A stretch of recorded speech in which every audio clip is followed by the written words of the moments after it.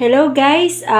Ang video ito ay para sa aking mga kapwa content creator or sa mga baguhan sa mundo ng vlogging or sa pagre-reels.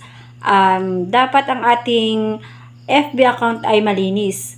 So, minsan nakaka-upload tayo ng mga video na hindi natin alam kung bakit nagkakaroon ng violation, nagkakaroon ng copyright. So, nare-restrict tayo ni Lolo Meta. So, tuturuan ko kayo ngayon kung paano madidelete ang ating mga violation kapag tayo ay na-restrict o nabigyan ng warning ni Lola Meta. So, panoorin po ninyo ito. Baka sakali pong makatulong. So, para po ma-delete ang ating violation sa support inbox, punta po tayo dito sa ating Facebook account. Pindutin po natin itong burger icon sa gilid. Then, scroll up po tayo, hanapin natin ang help and support. Punta po tayo dito sa ating creator support, pindutin po natin.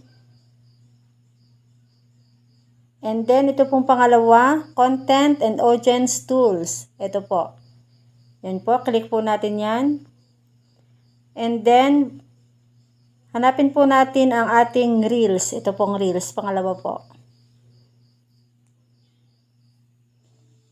So, yan po yung makikita ng, wait lang po at loading pa po. So, pindutin po natin itong tatlong go ahead sa bandang kanan. Sa taas po.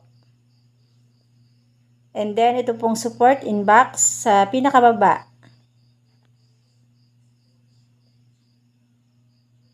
So, ayan, makikita po natin ang ating support inbox. Dapat po ito ay malinis at walang violation kasi kapag po ito ay mayroong violation ng ating Facebook, pagbukas po natin, ito po ay may mga green na. So, tingnan po natin ang akin.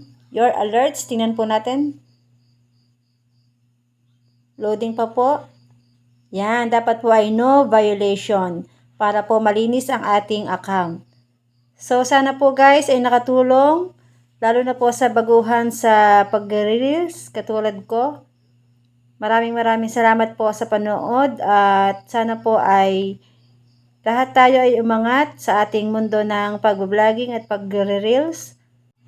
At yan nga po ang aking kaunting tutorial para sa inyo. So, sana po ay nakatulong at sana po ay may natutunan kayo sa muntikong video. Maraming salamat po at lagi po nating tatandaan na kung kaya ng iba, kaya din natin. Malayo pa, pero malayo na. Lahat po tayo ay aangat. God bless po. Maraming salamat po ulit sa panonood. Thank you!